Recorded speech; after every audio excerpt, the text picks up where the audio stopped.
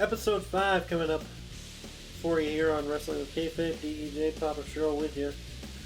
Survivor Series coming up on November 22nd. And Undertaker's final farewell, allegedly. Again. But this would make more sense since this was his debut 30 years ago. That would probably be the best way to end it. But so far we've got our 5-on-5 men and women matches. It's Team AJ and then basically Team Owens. Maybe Team Rollins, depending on what you look at it. But for Team Raw, you got AJ Styles, Keith Lee, Sheamus, Braun Strowman, and Matt Riddle. And SmackDown, Kevin Owens, Jey Uso, King Corbin, Seth Rollins, and a fifth to be decided. So a good way to start off that. I like Team Raw a lot. Yeah, I think Team Raw's got a nice roster with Keith Lee. Obviously, AJ Styles is always great. Braun Strowman and Matt Riddle, I think, a nice little push for Matt Riddle in this match. I could do without Sheamus, but whatever. Well, I think Sheamus is upper middle, and it's hard not to put him in that match. I've never been a fan of Sheamus, really, and the only real work that I've really been a fan of his is The Bar. Mm-hmm. And that's mainly because Cesaro, but, you know. Yeah. Either way. And then Team SmackDown, like I said, Kevin Owens, Jey Uso, King Corbin, Seth Rollins, and a fifth to be decided probably on Friday. Not that great of a team on SmackDown. Really? Because I like that squad. I like, you know, especially after the Hell in a Cell match we saw with Uso, I think is solid. I really like Seth Rollins. I like his current character. Well, I mean, the only reason I don't like it is because you got 3 Hills and Kevin Owens. Okay. I feel like fair. But I think that's mainly because when you look at Raw, it's for the most part face. I guess I don't know where Sheamus is right now. Braun Strowman, I feel like, is pretty face. Keith Lee's definitely a face. Riddle. Yeah. Styles is kind of in between. Mm-hmm. Yeah, I don't know. That's tricky for me. But we'll see who it is on Friday. I think it's tricky booking when you're booking the Survivor Series match like that, just for what you said, because you do have to maintain a heel-face balance, but at the same time involve both brands and make it feel like essentially like an all-star game kind of thing. Because I think the Survivor Series is somewhat like the all-star night for WWE, essentially. Right. Then you've got the women's SmackDown is lacking on figuring out who they want on these teams. Right. But Team Raw consists of Nia Jax, Shayna Baszler, Mandy Rose, Dana Brooke, and Lana. Yuck. SmackDown has Bianca Belair and Bianca Belair and Ruby Riott. That's awful. 3 to be determined. And 3 to be determined. 3. That's a lot. I guess we're still 2 weeks out, though. Yeah. Just about. A week from Sunday. But 9... That's... I don't understand. I guess that just kind of shows where the Raw Women's Division is right now. Outside of Nia Jax and Shayna Baszler, that's pretty much all you got. Because Mia Kim will be rivaling with Asuka, it looks like. Those could be good matches. But, you know, she's in the failure of Retribution at the moment, so we'll see how that goes. And then SmackDown, Bianca Belair and Ruby Riott. Okay. I guess, you know, I'm not in on Bianca Belair. I'm just not in on it. I mean, it's, you know, I know she's a physical wrestler and an athletic wrestler, but I like the hair thing. Yeah, I don't know. It's kind of ran its course, though, I feel It reminds me of a bigger Naomi. Okay. The hair thing, I remember the Mae Young Classic, and that was just such a, like, kind of shock. Mm-hmm. You know, that was such a cool spot. But, you know, it's like, you can only do that so much, and it still keep its... Well, actually, I take that back. She reminds me of a bigger Sasha Banks. Okay, I can see that for sure. And then you've got Ruby Riott, who's come back after her shoulder injury. Okay. I mean, if you want to push her, that's fine. I think she deserves a push. I think Carmella will probably get added to this team after her coming back last Friday. Probably will. And you got 2 more spots after that. And then you got Bobby Lashley and Sami Zayn. I'm interested in that. That should be good. I am not interested in that at all. Why? Neither one of them are interesting to me. I've never really been on board with Sami Zayn, and Bobby Lashley's just kind of, I don't know. I mean, I think Bobby Lashley would be more interesting if they wanted him to be a bigger star. Right. I think him just kind of pedaling around the mid card and the whole thing with Retribution right now, it's just I just don't care.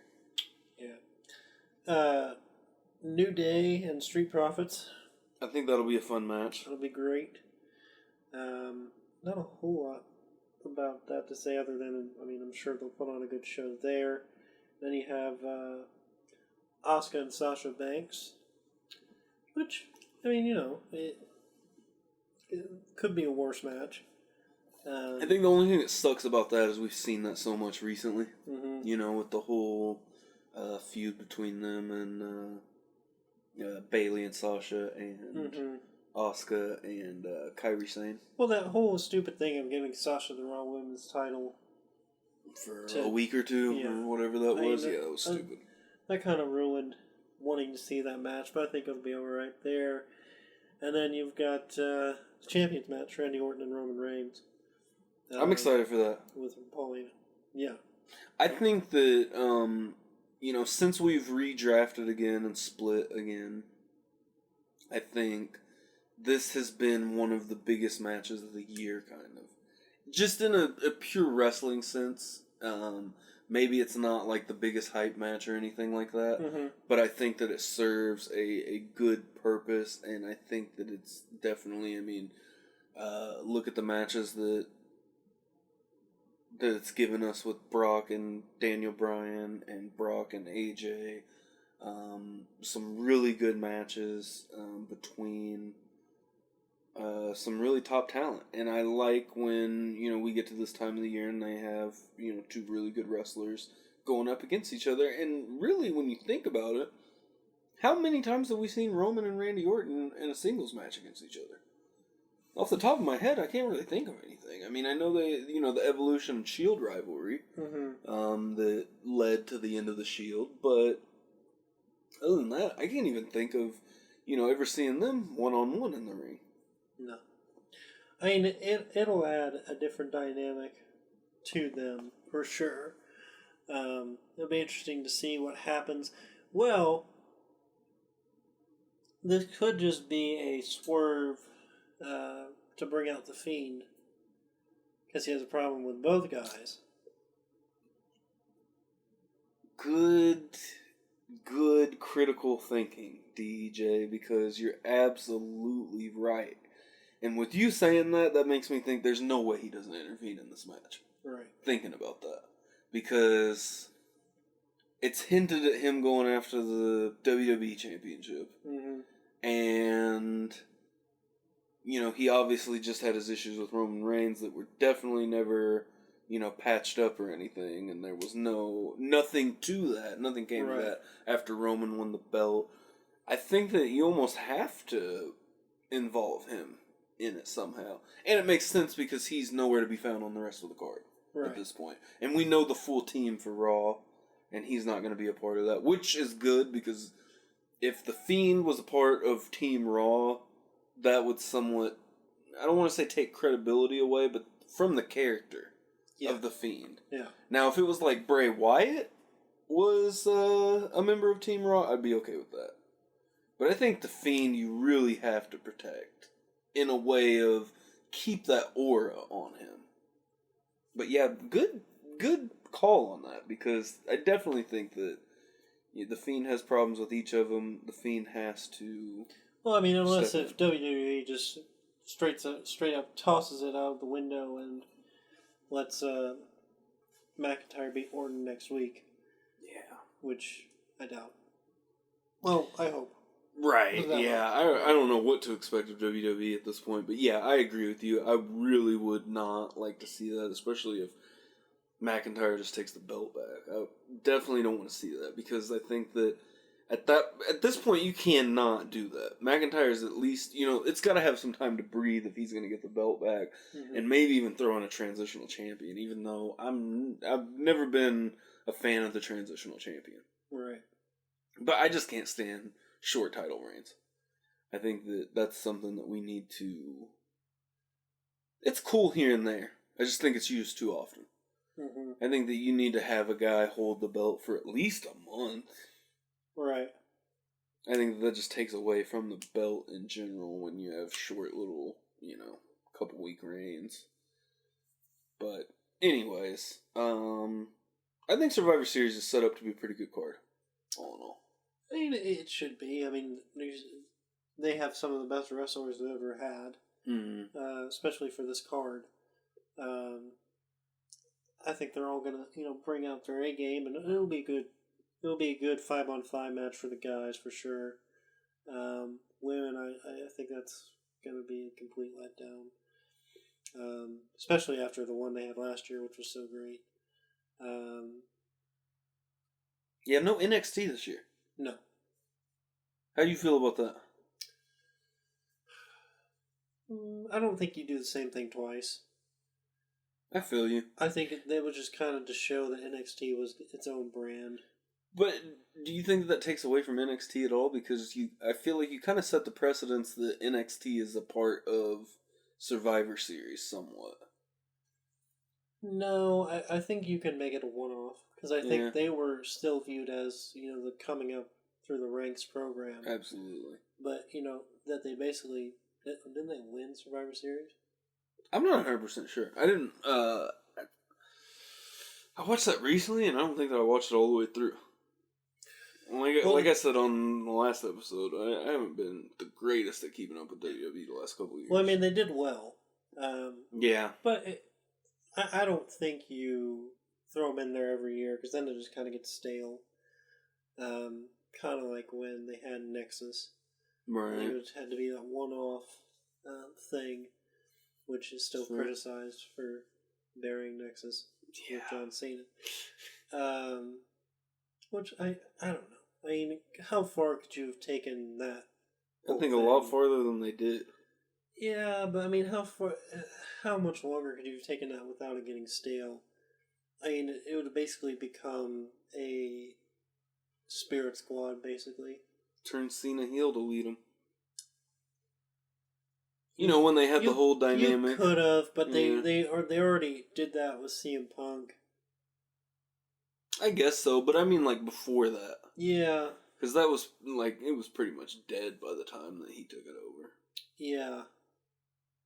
I don't know. I mean, I don't think Vince McMahon had a lot of faith in Nexus. Yeah, I don't think so he would have let them lose. Well, I mean, look at all of those guys. I don't even think... Titus is, the only... Was Titus a part of that, right? No. No, it was Darren Young. Yeah. None of those guys are in WWE anymore. Not a single one. Wade Barrett is technically. He is? Well, announcing-wise, he is. Yeah, he came back. Yeah. Oh, okay, so, we'll get back to the Survivor Series in a second. I wanted to, ask you if you got a chance to watch that NXT UK Championship match. No, I didn't. Well, I watched the highlights of it. Okay. I think that's good enough to get the gist of what went down. Yeah, it was fantastic. Yeah, it was quite a wild, style. I just want to talk about this for a minute. Just about a week ago or so, it was kind of seemed like a bit of the talk of the wrestling world.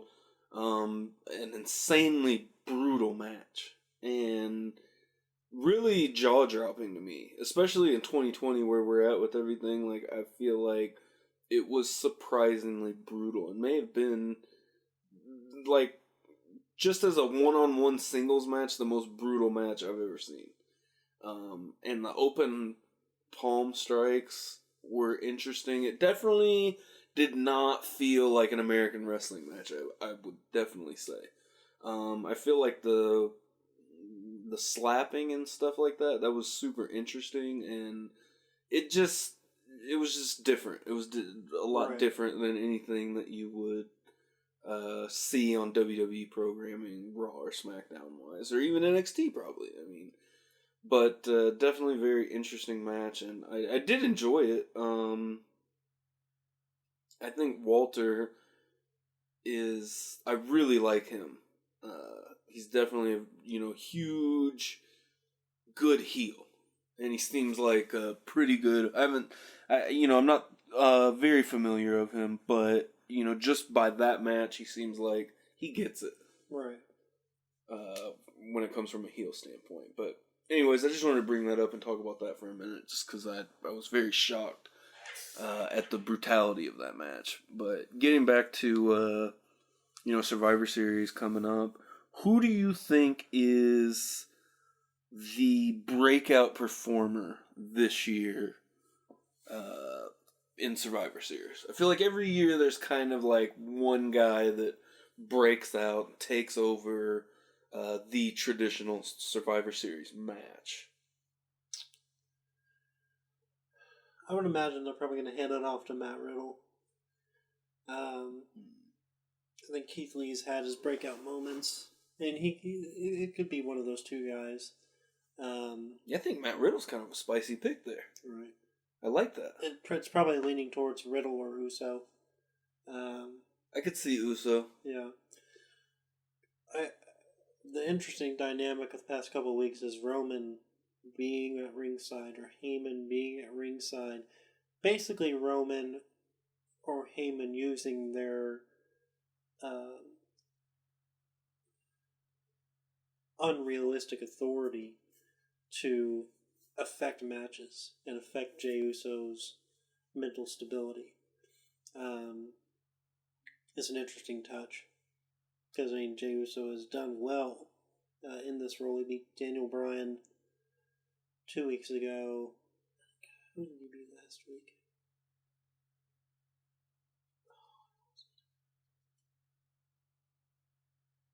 It was somebody. It was a bigger guy. And he beat him too. So, that story is great. I imagine it'll only get better as they move it along. I think it's probably in Paul Heyman's hands, as it should be. I don't think anyone else. Apparently, Triple H is taking over SmackDown. Interesting, because Bruce Pritchard is tired of doing both. Damn, I didn't know Pritchard was doing both. Mm-hmm. What happened with Heyman and Bischoff? Well, they said Bischoff never showed up, and they believe Heyman was just kind of a falls guy for the ratings. Which, I thought Raw was doing better with Heyman. And then I thought Bruce Pritchard's done fine with Raw. He's had a couple of bad ideas, but I haven't been dissatisfied with Bruce Pritchard. But Bruce Pritchard is younger than Vince. Yeah. And he's about the same age as Paul. And they've been around the business about the same time. So, yeah. They kind of know what's good and what isn't. And if Triple H is taking over SmackDown, then he's probably going to run a Roman Reigns like the Triple H Cerebral Assassin, which would be great. Absolutely. Which is what Roman Reigns needs. I like Triple H in his booking and decisions. He obviously really turned NXT into such a big thing. And, I think when it comes down to it, the biggest problem WWE has is make me take it seriously. Right. I think that's the biggest deal, and the biggest one thing I noticed watching highlights of Full Gear. Mm-hmm. I didn't get too far into it. It was late when I started watching it, but when they come down to the ring and it shows their name, it shows their record for this year. And I think that, even when AEW came out and they were talking about, win-loss will matter and things like that, I like the sport aspect of it and throwing that in there because, I definitely feel like, wrestling there's definitely a way to turn it into sport, if that makes sense. Mm-hmm. And to make things, wins and losses matter. And I think that, that just makes everything different. And like I said, just make me take it seriously. Right. I feel like I'm here and I'm already willing to suspend my disbelief. Right. Or, because I'm watching wrestling. Right. So don't, clown it out and make me feel stupid for watching your product, essentially. And I think that a lot of credibility with WWE is just going back and forth of every week of different things, and that either not staying on task of, like, this is what's going on, staying on with something way too long, right. which is another problem. I mean, I think timing and storytelling is just a really big, that and continuity of the storytelling. It's just a big issue with WWE in general. So I think that Triple H is smart, and I think that, with NXT, he's shown that he, kind of gets things like that, and hopefully, we'll see that moving forward. And I think that we are kind of seeing that a little bit on the SmackDown product, and I think right now, man, it's going to be a long time before we see anybody that's really, really challenging Roman in the, like, where he's at right now, in his character work and in his career. And just trying to think off the top of my head, I don't know anybody that legitimately I would like to see take the belt off him. Right. At the moment, I don't either. Definitely has not, I mean, we're still fresh into this, story, so it's definitely not run its course or been stale, but even trying to think maybe 6 months down the road of who could, I mean, I think we talked about on a previous episode, maybe like a Seth Rollins or something like that. Right. That would be, that would definitely be a really good match, but anyways, I'm going with the safe pick for the Survivor Series. I think, anyways, the safe pick. And Keith Lee, I think he'll be the breakout guy. Yeah. And I totally get what you mean about, he's had his moments. Because he definitely has. The Royal Rumble match last year where he came in and dominated right along Brock. And I think you're absolutely right. He's had his moments, but I think that they're going to use this as another moment to just extend that. I think that Matt Riddle is gonna end up probably being one of those guys that's just, they're not their guy, if that makes sense, that they don't want to necessarily push to the moon, but I could be wrong in that. But either way, this past week on SmackDown, we got to see the rematch of Bayley and Sasha. They kind of continued their feud from Hell in a Cell, from that Hell in a Cell match, and I think we got the right outcome with Sasha winning. Yeah, I mean, you can't ruin her run the week after, or 5 days after. It's kind of hard to do that to her. Again. Yeah. And like I said, if you're going to give her some legitimacy, at least give it to her till WrestleMania. Yeah, I think that's a good idea. And then have her lose it to whoever. But I... you know what that just made me think of? Charlotte or Becky is going to win the Rumble. Yeah, they could. I don't know if Charlotte will be ready in Vince, time. Or Vince has the idea of Becky coming back to wrestle Ronda at WrestleMania. I'm down for that. I like that. Mainly because, I mean, that is a super match. That's a main event headline match right there. And that's what he wants it to main event wrestling. You've got the super heel. Ronda Rousey's going to get booed out of the building when she comes back. No, I would be shocked if she gets a big pop coming back. Mm-hmm. Maybe an initial pop, but I just do not expect, after her comments, for her to have any type of support in the ring. And then you've got the mega star of Becky Lynch. Mm-hmm. And especially with her being gone, I think definitely she's grown fonder in wrestling fans' eyes in the WWE universe, and I think a character like hers, where she's kind of CM Punkish, the anti-hero type thing, and the stuff that the iconic moments that she's had. I definitely think that people like that, when we don't see them for a long time, I mean, we want to see them so bad. So I think that is the perfect storm for those two to come together for a match at WrestleMania. If that, I mean, I think they'd knock it out of the park. Yeah, they would, and I mean, I think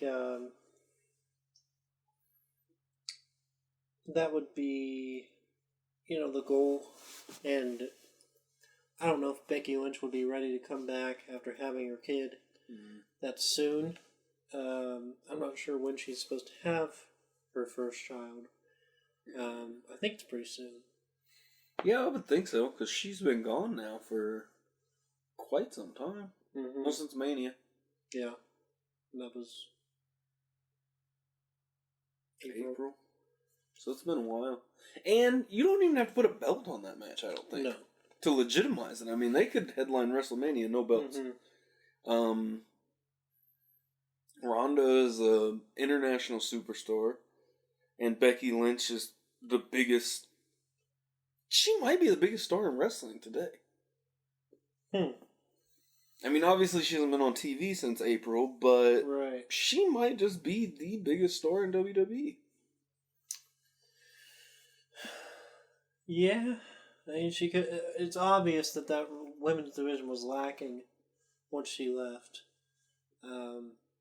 I think the Survivor Series match shows that in a big way. Yeah. And I mean, when you get past those four of Becky, Charlotte, Sasha, Bayley, the rest of the card's not looking great. Asuka obviously is great, Right. But I mean, that's like five. Well, I mean, top. You got five women. top, and then Shayna Baszler. Okay, yeah. And then Nia Jax, and then the rest fall after that. I can't stand Nia Jax. But, well, yeah. But I mean, if you're gonna rank them, you have to put her above everyone under that. Because then you have, I know people like Bianca Belair. I don't. You still got Bliss. Yeah, she's not really wrestling anymore. Though. Yeah, that's true. If she were, she would be at the top. I think if you give Nikki Cross a chance, she could be up there. I agree. Which I think they're trying to do. Peyton Royce. I think they just put her with another tag team for some reason. Yeah, I just saw something pop up where she said that she's not in a tag team with Lacey Evans. But who knows? And Lacey Evans, I think that we saw where that experiment kind of went a little south. But I think the women's division it's strong and weak at the same time. If that makes any sense. And to go back to, I know we've gotten way off track of talking about the Sasha Bayley rematch with Sasha winning and Carmella coming back and super kicking her at the ramp. I like. I've always kind of liked Carmella. And I know she's not the greatest in the ring, and she doesn't come across as a, very intimidating in ring wise. But I do think that she could definitely be a good, Weasley heel. I liked her run with the Money in the Bank and, winning the belt. And I did not like the angle, of course, they did with Ellsworth, with him dressed as Asuka on the apron and all that. That was kind of stupid. But I did like that run that Carmella had with the Money in the Bank. I thought that was really good. And so I think there's definitely potential there for Carmella. I don't know if I'll ever take her necessarily serious in the ring, though. And that's my only real problem with her, I think. Right. Yeah.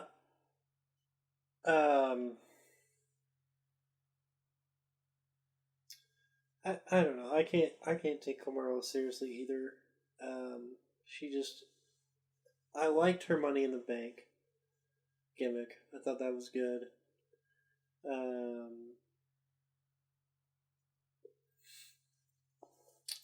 I don't know. There's something about her that WWE kind of botches. Mm-hmm. Yeah, I can put my finger on it. Yeah, I think it's just they don't know how to do Staten Islander very well, other than the very stereotypical New Yorker. Right. And look at Big Cass. You know what's funny is out of all three of those, she's the only one still there. Yeah. I mean, Big Cass got hurt. Mm-hmm. And I just think they canned his return, basically. Well, you remember he had that match with Daniel Bryan that was just awful. Oh, and then that's when he got let go right after that. Yeah, that's right. I can't believe that they didn't even have a title run. Tag team title run. On the main roster. Yeah. When they came out, they were so over, it was ridiculous. Between Enzo and Cass.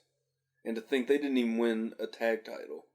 And Cass turned heel on him. I knew that was going to be bad from the beginning. And not the right decision at all. And I think that, really it just showed. Neither one of them, I feel like, were too great in the ring. But they got over with their shit they did outside the ring. Mm-hmm. And I don't know. They didn't handle that well. And, neither one of them were great backstage from all reports. Obviously, Enzo was a big problem backstage. Got kicked out of the locker room there his last few months. And really subsequently kind of ruined the Cruiserweight division when you really think about it. Because that was part of what made Neville leave. Having to drop the belt to him. And then, not to mention the, which to me was one of the funniest things, how Aries and Neville's Cruiserweight Championship match was left off the WrestleMania DVD. And that was, 2017, maybe? 16, maybe? Maybe around in there. But the late 2010s, and we're worried about being on a DVD? Who the fuck's watching the DVD? Yeah. I just thought that was really funny, because Aries left because of that part, that was between that and dropping the belt to Amore was, or to Enzo, was Neville's kind of last two straws, but, and then the Cruiserweight division really never got better. From that, and still has not. I guess they've just been relegated to NXT now, right? Mm-hmm. Because 205 Live's not a thing anymore. No. Yeah, and there for a minute, I actually tuned into 205 Live when Neville was the champ for a minute, because that King of the Cruiserweights gimmick was really good. I thought I liked that. But anyways. I digress, I guess. Yeah, there's a lot of different ways WWE can handle their future. But I don't think any of it is great. Yeah. Do you know what pay-per-view is going to come after Survivor Series? Is TLC still in December? Do we still even do TLC? I think it's funny how interchangeable sometimes the pay-per-views are. Mm-hmm. Or when they just switch the schedule around really throws me off. Mm-hmm. Because Money in the Bank, that was right after WrestleMania. And used to, that was the July pay-per-view? Mm-hmm. Right before SummerSlam. I think it's interesting how they flop around. Obviously the big four will always be Rumble in January, Survivor Series in November. Right. Speaking of Survivor Series, I guess we'll break the fourth wall real quick right here. Or at least I'm going to. We have a I know we said that this is episode 5. I think this is going to end up being episode 4. Oh, yeah. So, the next episode 4/5... 4.5. 4.5. We are going to talk about Survivor Series 2002. Of course, the first Elimination Chamber match ever. Really interesting time period in wrestling where you had Paul Heyman running SmackDown, Eric Bischoff, the GM on Raw, Stephanie was the GM of SmackDown at the time, but a really fun pay-per-view for both me and DEJ growing up during that time period and really enjoying really the kickoff of the Ruthless Aggression era, but let us know what you think, and if you want to hear any other, kind of a basically review, a long format review podcast version. Not quite sitting through the entire pay-per-view, because I think the pay-per-view ran like 3 hours, but we definitely sat through quite a bit of it and gave our takes. We did, and it was interesting to go back and watch it. TLC is the next pay-per-view. Okay. So I would assume then we're going to see Sasha, Carmella at TLC. I wonder if they'll throw Bayley in it too. I wouldn't love it, but I wouldn't be against it just if it was like a triple threat TLC match type deal. Right. Just because Carmella now is I don't know, unless... That should probably be the end of the feud, and that's probably what that was, them kind of wiping their hands clean of that feud, and then here comes Carmella, and this is like opening the door to that next, if that makes sense. Mm-hmm. I wouldn't be 100% against, though, like a triple threat TLC match. I think in a match like that, the more the merrier. Right. I mean, obviously don't overdo it, but... No, yeah, I agree. I mean, maybe Charlotte's back by then. Yeah, that could be a definite. Yeah, I'm definitely excited to see when Charlotte's going to return. And Becky, as we were talking about earlier, Becky Lynch would be definitely a very interesting return to see how she fits in with the dynamic of everything now. And, somewhat of a weak but full women's roster. Right. They just need to propel one or two more girls to the top, I think, is really the main problem. And make us care about somebody else. Maybe Ruby Riott could be that. Maybe, I don't know, Mandy Rose. They tried really hard with Lacey Evans. I don't think that she's getting over. No. I mean, we'll see. Bottom line, because we've got a lot of content that we want you guys to check out, so we don't want to ramble on forever. Right. But bottom line, you push Roman Reigns. You continue the Fiend and Alexa Bliss. Yeah, that's great. I think that's good stuff. You settle Orton Edge at WrestleMania.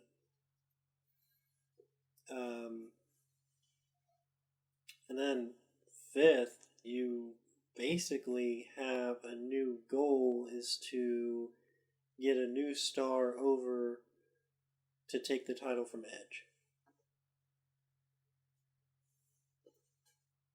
You think that falls back to McIntyre? No.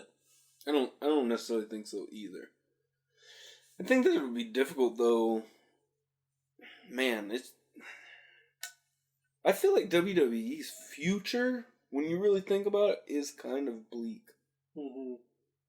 There's just not a lot of guys that I feel like could be propelled. Well, unless you call up Adam Cole. I agree there. I agree. I really like Adam Cole. I really like the Undisputed Era. I think that they're just, kind of like classic wrestling. Just nice classic group of guys that are there to handle business. Right. Yeah, so maybe Edge Adam Cole after WrestleMania, which that'd be pretty cool. I think that would be pretty cool too. So a lot of different things to theorize, a lot of different things to take in and think about. Let us know what you think about them, and be sure to check out that Survivor Series review from 2002, and we'll do more of those. as they come on. Obviously, TLC's coming up, so we'll probably go back and do a TLC of some sort. Maybe the John Cena Edge in what was it, Montreal? Before that. Or was it Toronto? I don't know for sure. I think it was Toronto. Yeah, I think you're right, because that's his hometown. Mm-hmm. Yeah. So it was Toronto. Yeah. So we might do that one. But until next time, Wrestling Kayfabe, we're out of here.